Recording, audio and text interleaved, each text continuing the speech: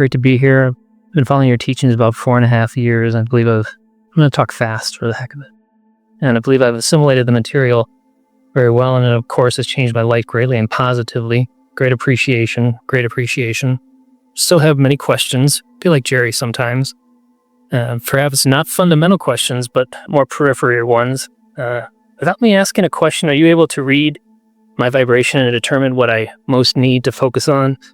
Or are the verbalizations and questions essential? Not essential, but certainly helpful to most everyone else here.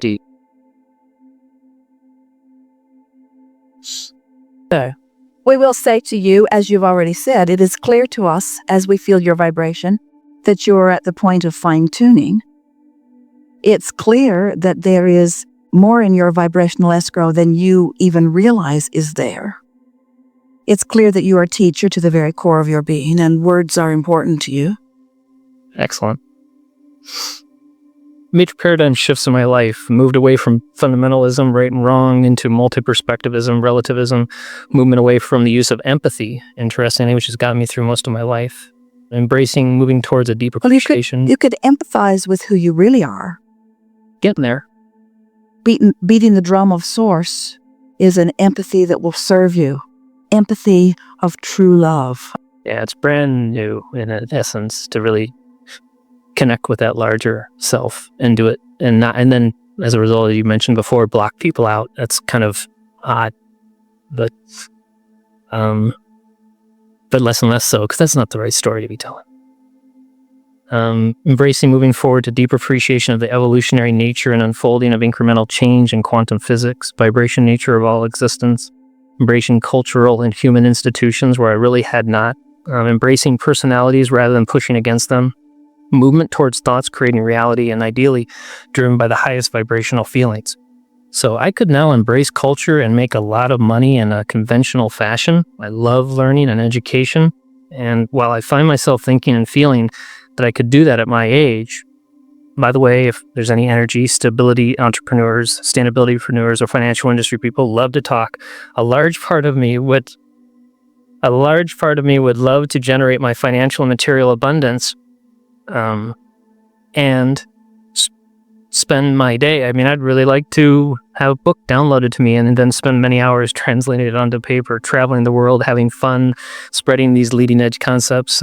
You both are going international, so that's kind of interesting. Making a mint-sized amount of wealth along the way would be fantastic. I'm not going to use but or ask how. I know better. What should be my next phrase orientation towards this vision that I have? It's done.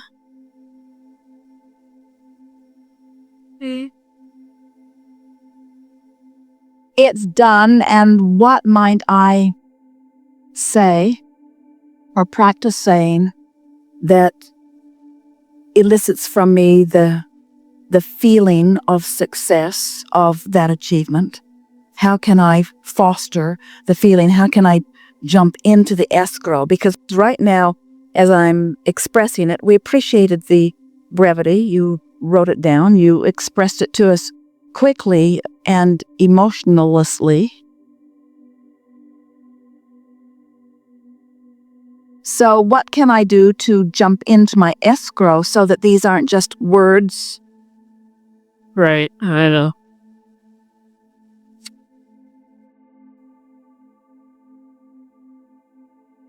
So let's go do the visioning. I mean, it seems like I could amp up and do a rampage of appreciation of how much this seems to be an escrow over the course of, as I now appreciate, many lifetimes. And so it could be a non-emotional thing. But like I said, I have questions after questions. Jerry got to do 5,000 before he actually came in, if you know what I mean. It seems like there's a lot of them. And take us to a new place, then. Ask one. All right.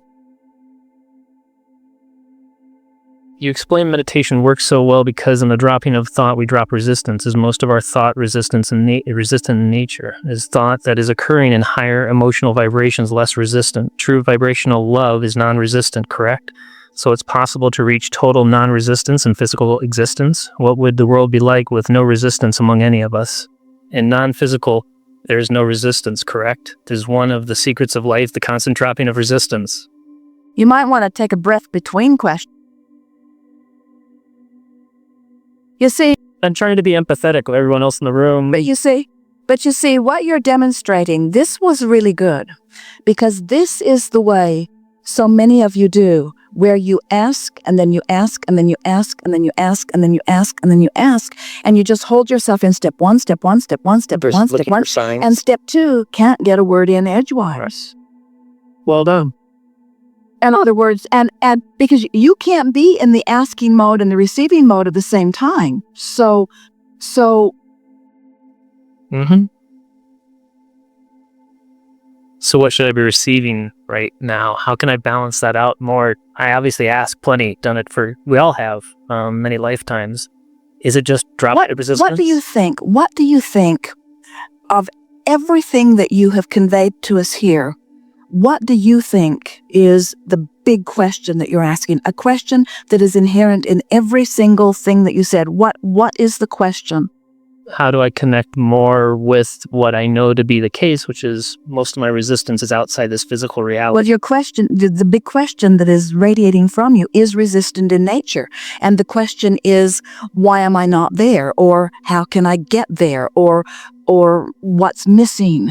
And what it really is a much too practical approach, a sort of clamoring for the answer instead of an acceptance that the answer is there. And in silence,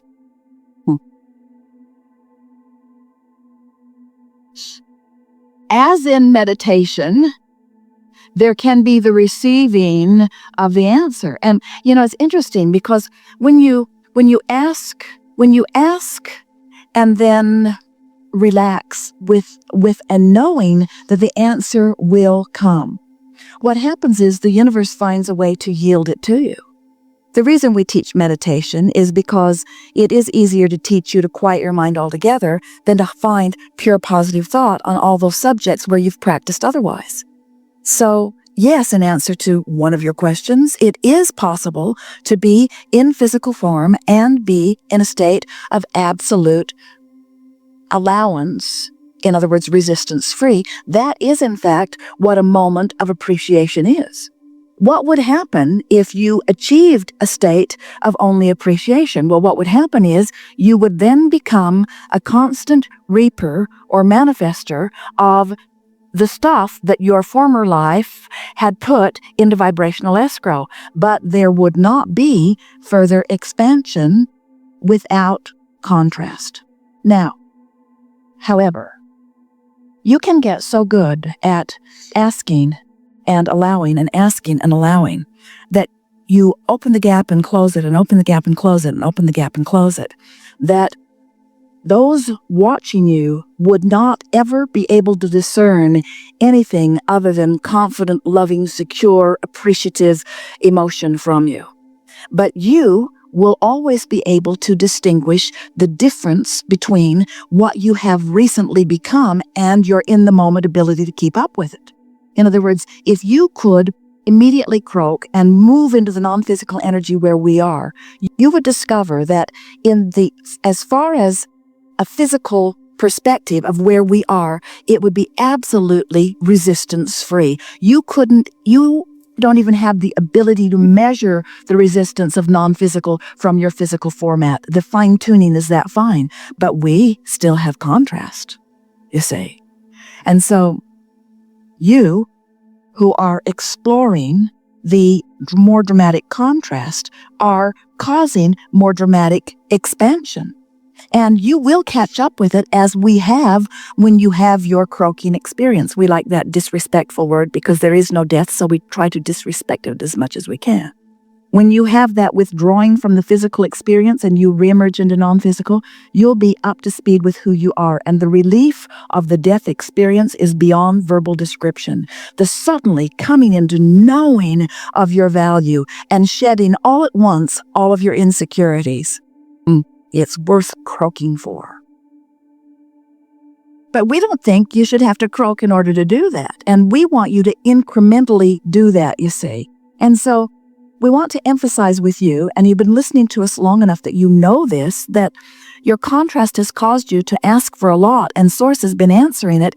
And every process that we offer is to cause you to focus in a way that will allow what you've been asking for. So the story that we would begin telling if we were standing in your physical shoes is this. We would say, I love asking questions, and I love feeling answers coming. Today, Jerry said to Esther, as they were playing about something, and Jerry said, did you know that before every solution comes a problem? And Esther said, ooh, it sort of makes it worth it, doesn't it? In other words, solutions feel so very good. Don't you love solutions? Jerry and Esther do. They like solutions so much that they create constant problems. And, well, we mean that in a good way.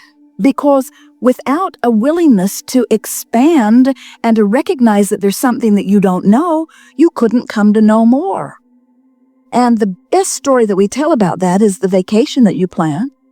And you say, I'm at home, and I'm going to go here, and then I'm going to eventually come back home. And then you look at it objectively and you say, wait a minute, I am home, and home is my final destination. Why go? Think I'll just check this vacation off my list. And so we want you to realize that there is a desire on your part to explore and expand vibrationally because, and here it is, it's a statement that we want you to hear. It's what you were born to know. Because the catching up with my vibrational expansion is the zest of life. In other words, you can't catch up with somebody else's expansion. You can only catch up with your own. There is no joy that exists outside of letting yourself physically become that which you have vibrationally already become. You see, there is no joy that exists anywhere in the universe that is other than coming into alignment with who you are. Alignment is what you are reaching for. See, so in all that you are asking, we think that there will be never-ending questions, and if you want to give us a stream of them, you are queued up with questions and we are queued up with answers. We could move through a list of 100 in a very short period of time. And why are you looking at them?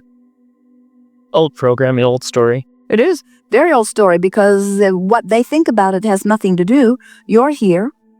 We're here. Well, the one that you have questions. We have answers. Let's go.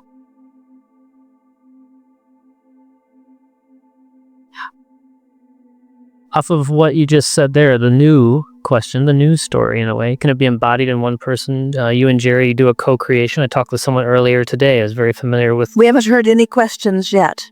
Okay.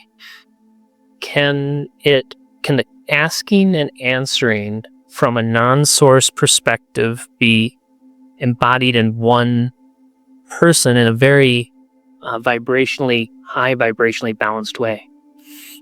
No, because you can't ask and receive the answer at the same time. It's two different moments in time. But you can ask in one moment, get yourself in alignment, and receive the answer in the next. But you can't do step 1 and step 3 at the same time. No one can. And that's what goes wrong with most of you, and that is really what's obvious here. Because you are so full of the questions that you hardly take a beat to receive the answer. And the universe is so lined up to answer you. So if you could begin saying things such as, I've asked, and now I'm ready for the answers. And I'm enjoying the rhythm of a question, an answer, another question, an answer, another question, another answer, another question, another answer. And there are endless questions, and that's good, and there are endless answers, and that's good, and there are endless problems, and that's good, and there are endless solutions, and that's good, and all of it is joyful expansion. You would unclog this sort of blockage is too strong of word, but you are intellectual, and you like the articulation and the pondering of things. But when you ponder in the absence of an answer for a while, you get so used to the feeling of that non-answer that you train yourself into the familiarity of the vibration that doesn't allow the answer. Ooh, that was good. That's